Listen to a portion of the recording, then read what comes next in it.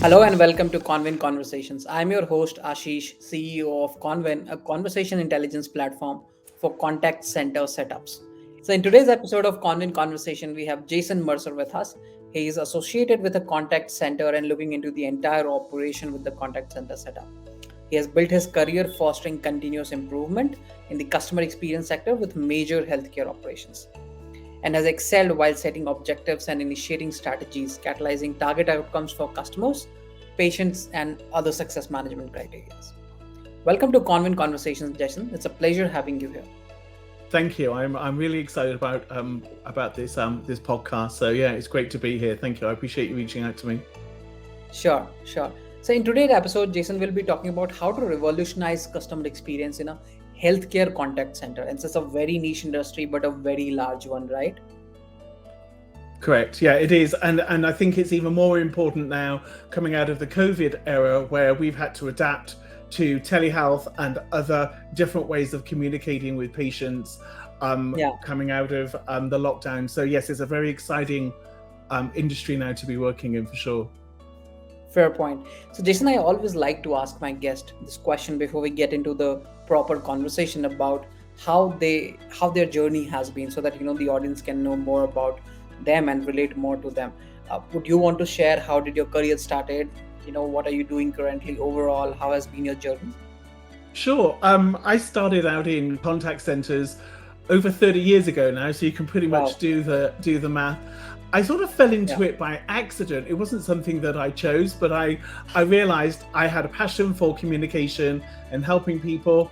And I pretty much remained in that industry, well, within the contact center industry, all of my career, although have changed different industries. I've worked my way up from a rep answering a phone up to now leading multiple centers across different geographies within my current role. My current role, I'm working for a medical device organization. I oversee all aspects of global contact center operations for technical support. We're supporting customers and patients globally across our enterprise. That's interesting. That's very, very interesting. So, have you seen all sorts of things, should I say, across the 30-year long career?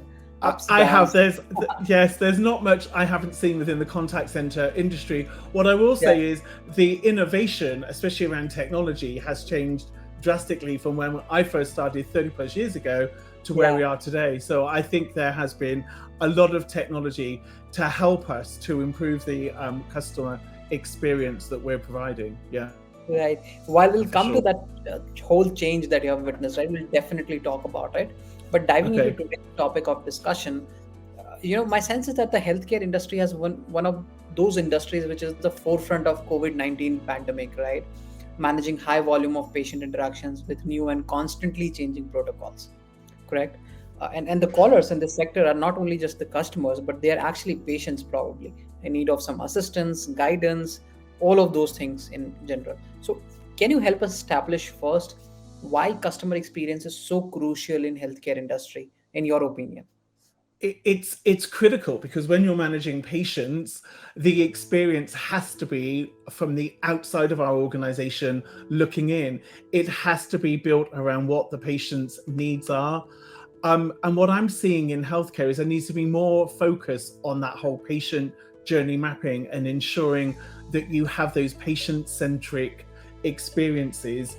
So you're sort of like the service is all wrapped around what the patient needs. The patients are the same as us, you and I, right? We're consumers. So that's a higher expectation on healthcare organizations to ensure that we are at least up to what you would expect from other organizations or other industries, but also ensuring that it's as effortless as possible, because when a patient is calling you, typically something has gone wrong, and the expectation is you're going to be able to put it right quickly, so they're talking to somebody or interacting with somebody who has the right skills at the right time to be able to solve it. So I think it's really key that you have that experience mapped out and you understand what your customers or patients are looking for when they're interacting with you.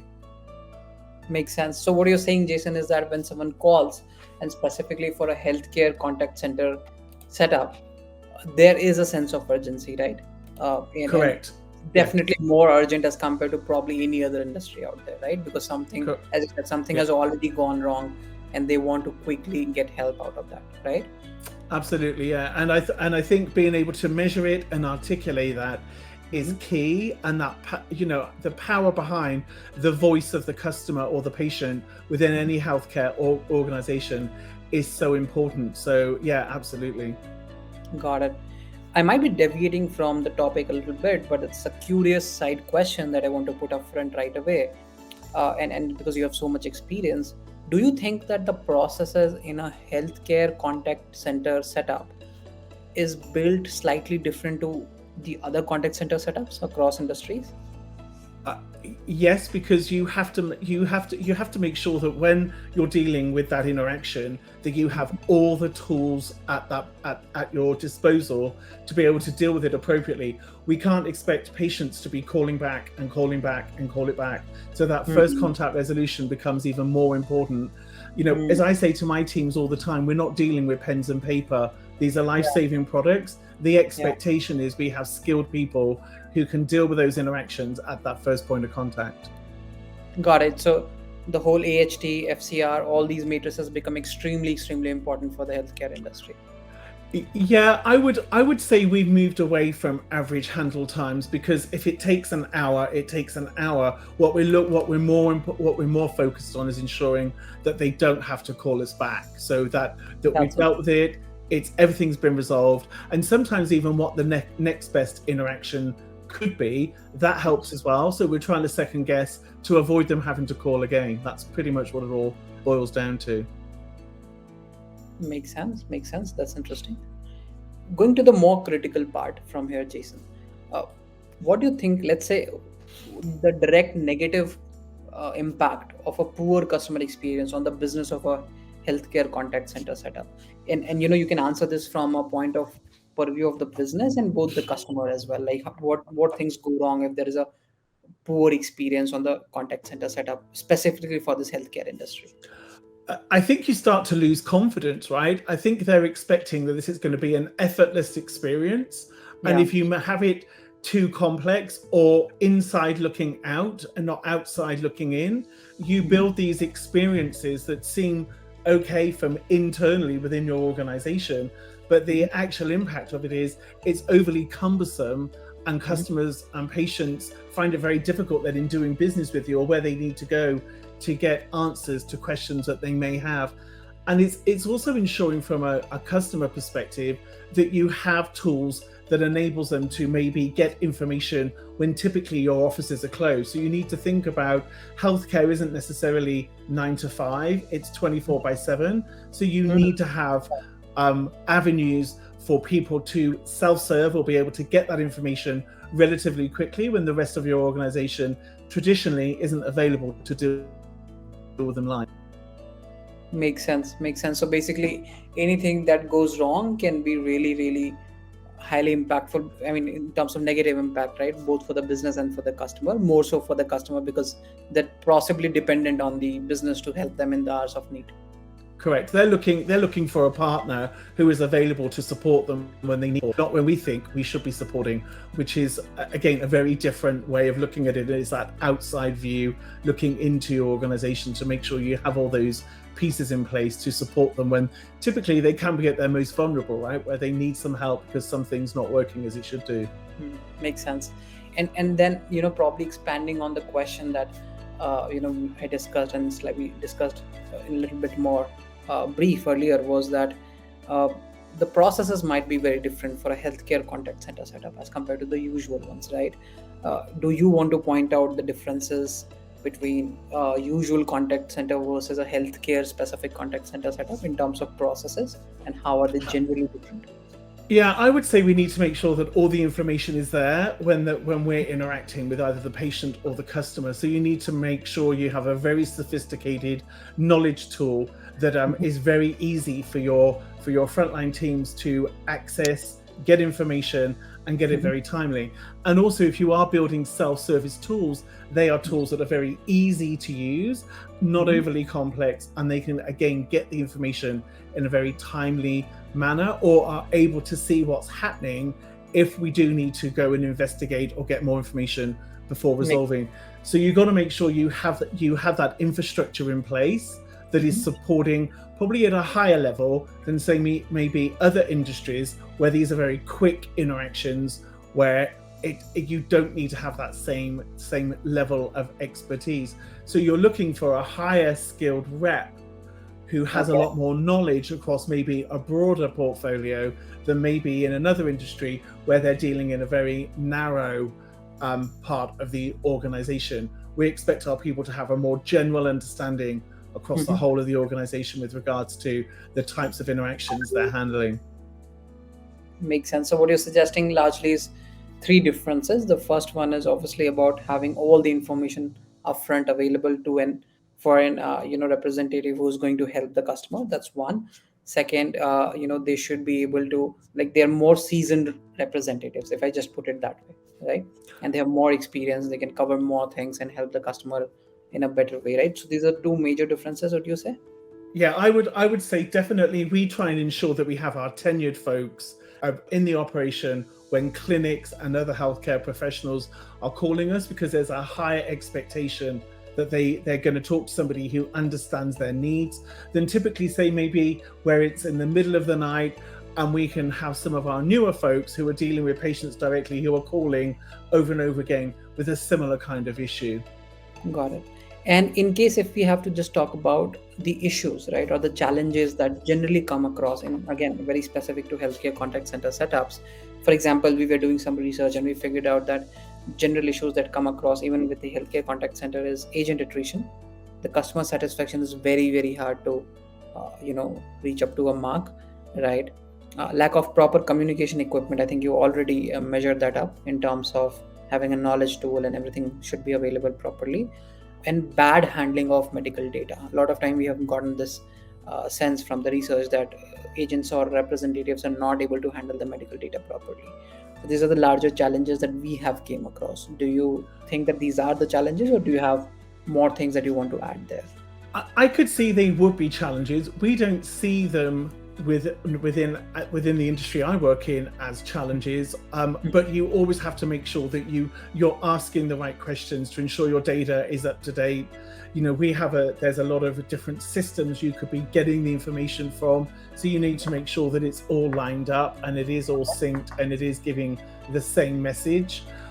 I would say I've not seen issues with missed data because of the way in which we're interacting with patients and customers. We are checking that information pretty much at every interaction to ensure that it's kept up to date. But I could see in other organizations that could be an issue, especially if it's very consumer based, where that puts a big burden on the organization to be able to ensure that the data that they have is refreshed or as up to date as it possibly can be, especially because patients are consumers, right? We're constantly changing cell phones. We do all the stuff that consumers do. So that means healthcare has to be aware of that and ensure they have systems and processes in place to keep a track of patients, where they're moving and all of that kind of stuff. Makes sense. From your experience, Jason, if you have to point out top three things, where the whole customer experience can go wrong in case of a healthcare contact center setup, right? What would those three things be? Where you think extra care should be provided while setting up the process? Yeah, it's an interesting question. What I see within our organization, we're there 24 hours a day supporting patients. It's the whole CX workforce management, ensuring that we have the right people at the right time to deal with those interactions. It's a struggle, right? And sometimes we get it right, and other times we don't get it right, and that can be a challenge in a 24/7 environment. So that's, I would say, probably our biggest. And then it's how do you engage with a patient or a caregiver when actually they can't go off script, right? So some of the conversations that people have are very scripted. So how do you build in empathy? You need to make sure you have tools in place that helps to navigate reps in a certain way, so it doesn't appear that they're just reading it from a script. It appears that there is some empathy there and they are understanding some of the issues that people are having when they're interacting with you. I would say from my perspective, those are some of the highest two. We're very fortunate when it comes to our satisfaction scores that people do want to hang on the line and tell us how they feel. So that is quite common. On the customer side, they're really only telling us when something goes wrong. So how do you ensure that you're getting experience measurements that are really balanced and just not focused on the negative parts of your service, or maybe areas of your service that you actually can't control, right? So if something else is happening within the organization, but our center isn't responsible for that, how do you ensure that you're peeling that away and only really measuring the pieces that you're responsible for? That can be a challenge as well, organization. Makes sense. And how do you then effectively counter these challenges, Jason? Right? For example, you're talking about CX workforce management, huge challenge in itself, right? How do you manage these challenges at this point in time? So we realized that actually we don't have these skills ourselves, right? So we went out to industry and said, okay, who has these skills or technology to help us to improve? So we've Uberized our workforce, right? So we are able to, through a tool that we use, we can actually get our reps, it's gamified, they can manage their workforce themselves without a lot of supervision. It works, but it's like I said, it's a constant thing, right? It works today, it may not work tomorrow. We have to make sure we're constantly on the ball. So we use technology a lot to help with how we Uberize our workforce to ensure we have folks in at the right times to deal when we need them to be handling our interactions. Empathy is a tough one, and I think it's something that we have quality monitoring, we have other traditional ways of monitoring the interactions, but it comes down to, like I said right at the very beginning, it's the tools that you have available when the interaction is taking place. We have invested heavily in a knowledge base that ensures that it has all the empathetic pieces in place, as well as the qualitative pieces to ensure we're giving the right information at the right time. Understood. That's very interesting. Yeah. Now that we're talking about the whole thing, right, where you said that quality monitoring can come into picture and all that, how important is the call quality? And from a contact center setup perspective, how do you measure today the whole call quality bit? We have to measure not only what is being said, but what is being recorded, and is that in line with what our protocols have in place.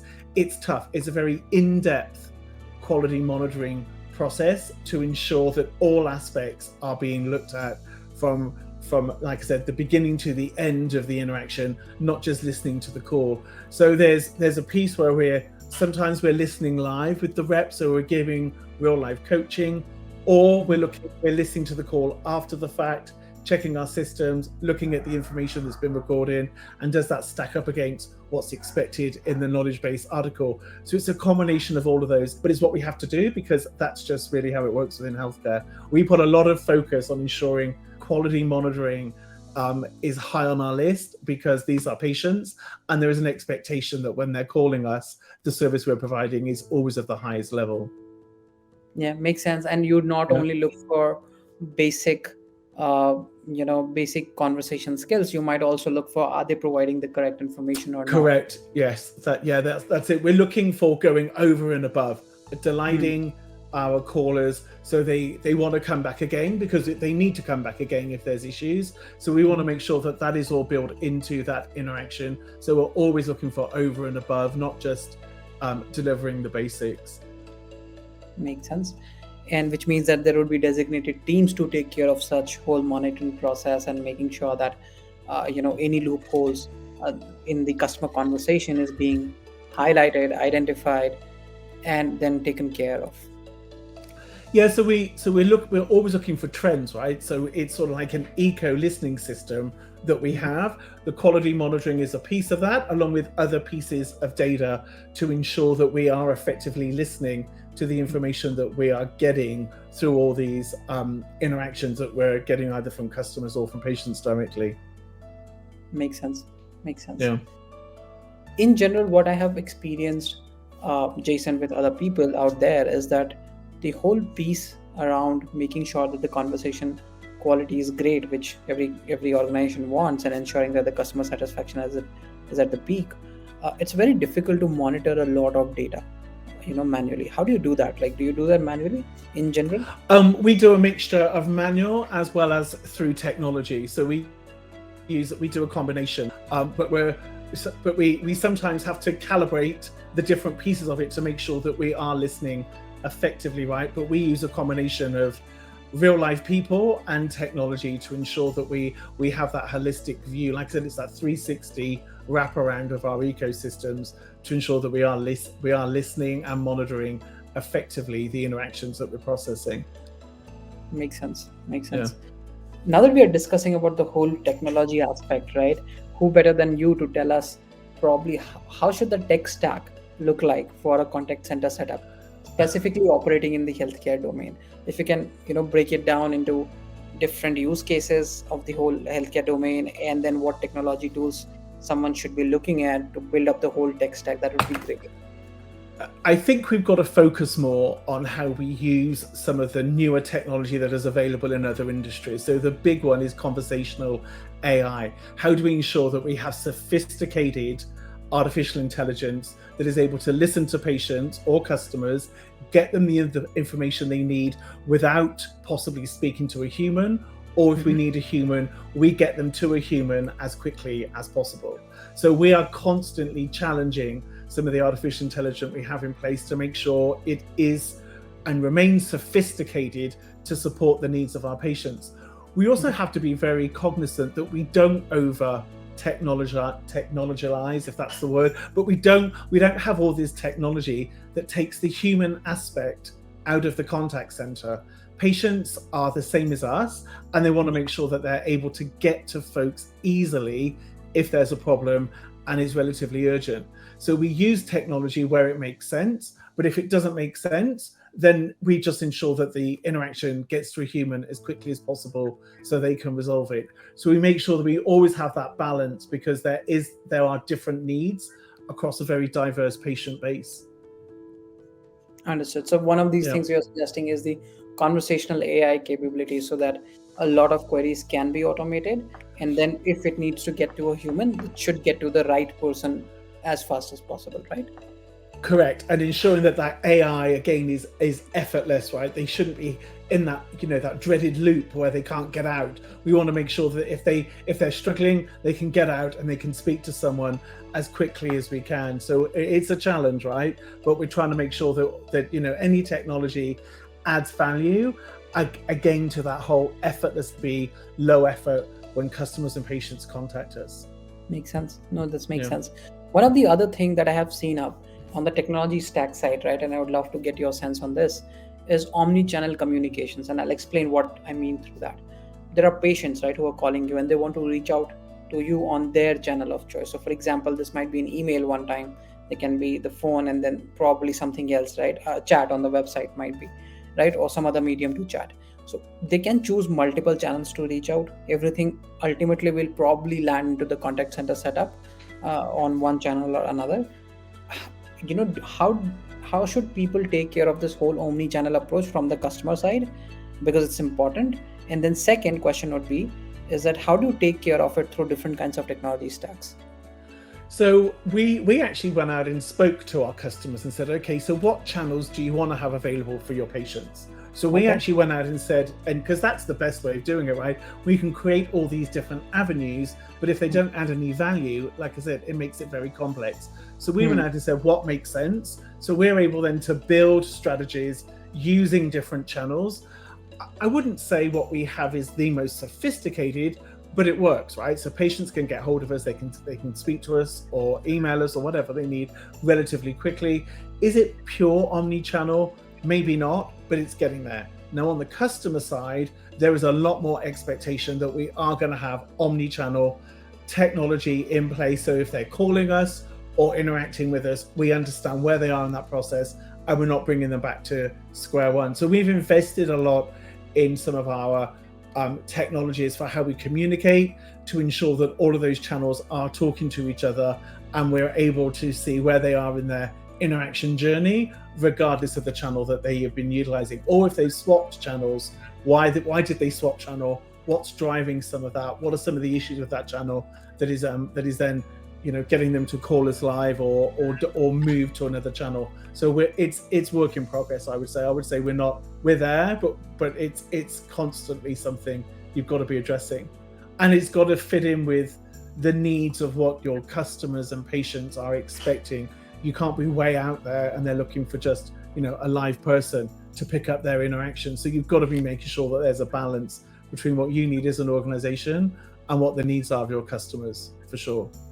Makes sense. In your experience, what channels work best for, at least for the healthcare industry? So for patients, typically it's voice, right? So they want voice, they want to get hold of somebody, speak to somebody, feel reassured, and move on. But as our patients become more sophisticated, there is an expectation that healthcare companies are going to evolve. So we have to introduce other channels for other different patient types. That's always a challenge. So you've got to make sure, again, that balance is there. So if someone wants to speak to you live, they have the ability to. And if they don't, those channels are available and they're just as effortless as if they were talking to somebody live. That's a constant balance. Customers, I would say predominantly it's email, voice, and then a combination of chat, but typically email and voice. Typically email and voice. And can I say that for all practical purposes, voice is still the highest interaction medium channel percentage wise? Yeah, it's not going away. It's not going away. I know we keep on seeing the white papers. It's not going away. There is an expectation in today's world, especially on the patient side, which is where I work in the organization, that they are in the middle of the night, they're going to pick up a phone, they're going to get through to somebody very quickly who's going to be able to resolve their issue. And that is pretty consistent across all of the different marketplaces that my group supports. Makes sense. That definitely makes sense. Yeah. One of the specific trend, one of the specific thing for any kind of contact center setup is to sort of understand the KPIs that they have, right? Are they working with the right KPIs or not? So in this particular case, right, what are the KPIs that you think a healthcare contact center setup should focus on? We obviously have all our internal measurements, right? So we're obviously looking at all the different types of things that you would expect from a contact center, but we also look at our voice of the customer, voice of the patient. What are they telling us? There's an outside looking in that really is what gives us the most rich data on how well the service is being perceived. And so that's where we spend a lot of our time. We're looking, like I said, our first contact resolution. Do we have the right tools in place to enable that to happen? And then if they're calling back, what are they calling back again? So what are maybe some of the things that we missed? So we're able to get more information to our reps to enable them to ensure that they're not having back either the same day or the following day. So trying to manage that, as well as some of the other ones around like this whole effort. So how easy is it to do business with us? We look at the effort score and make sure that if there's any spikes in that we understand what's driving that. Like I said, it may not be something within my center, it could be in another center. So then we look across the whole customer experience journey across multiple different touch points across our organization. So we are very good at measuring the pieces that really make the most sense to our customers and patients. Interesting.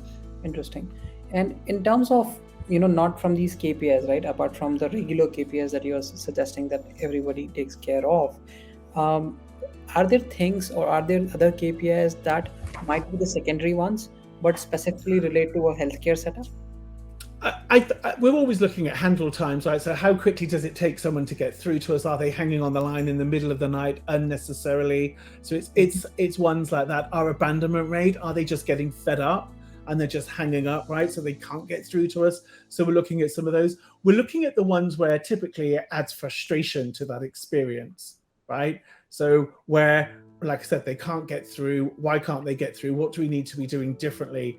But I was taught when I first started in leadership is you have sort of like a suite of, maybe half a dozen KPIs that you're looking at, but then you have another group that's sort of like, they're more symptomatic, right? Something goes wrong in one of those, you need to start digging. So you start going into some of your other indicators to understand what is going on and maybe some other areas that you haven't looked at before, because if the main indicator's trending positively, you don't need to. So you have sort of like a second level down that you start digging into to really understand what is going wrong and maybe what are some of the areas that you need to start focusing on to make some changes or to improve it. Makes sense. That's interesting. That's an interesting way to look at it for sure. Overall, that we have discussed, right? Helping the customers, and as you said, right, helping the customer as fast as possible and the first call resolution are very important. From a technology perspective, have you personally ever looked into the real-time suggestion factor? That, hey, if I'm an agent and I'm going to help the customer or the patient on call, can I have a support from software or a technology that can help me answer the questions better apart from knowledge base? So, knowledge base, you have to go through it, search through it, and all that. But what if a tool can support me really answer those questions that the patient asks? We haven't looked at that. I would be interested in that. It's not something that we looked at. Like I said, we have a very sophisticated knowledge base because everything has to be documented, right, in healthcare. So we're heavily regulated. So as they're documented, the knowledge base articles are coming up on the side of the applications that they're using. If we had it linked to voice, yes, that'd be something that definitely I would be interested in. We haven't looked at that, to be honest, in the past. But yeah, I think if voice isn't going to go away, then we need to have more technologies that helps us to be more cleverer with how we handle those voice interactions of the future. Mm-hmm. Fair point. Yeah. One of the larger areas in healthcare contact center setup is compliance, right? The whole compliance concerns and everything like that. Yeah. And this is something which is on the side of the business. It's a business has to take care of the whole thing, right? Can you put some light through how important, like how people generally deal with compliance issues and how contact center setup should guard themselves up for falling prey to any of those kind of concerns? I think you have to start with a compliance mindset. Compliance isn't something that you do and then you drop in healthcare. You have to have that mindset all the time. We are a quality-driven center. That's how we describe ourselves. So every interaction needs to be at that quality level that is expected for us within our industry. There's no dropping it down if you're busy or changing it. That's our standard, and that's what we pride ourselves on, is ensuring that every interaction is handled to that standard. Ethics and compliance in everything that we do every single day is very key in healthcare. So you make sure that everything that you do are HIPAA compliant everywhere, all the procedures, everything, probably any third-party tool that you're using, anything and everything has to be HIPAA compliant. Correct. Yes, absolutely. It cannot be. So it has to be. We have to be ensuring that everybody's trained, everybody understands where they play a part in that whole HIPAA process. Yeah, absolutely. It goes without saying. Like I said, it's in everything that we do within our organization, and typically within Baxter. I speak to other people outside of my organization, and they within the healthcare industry.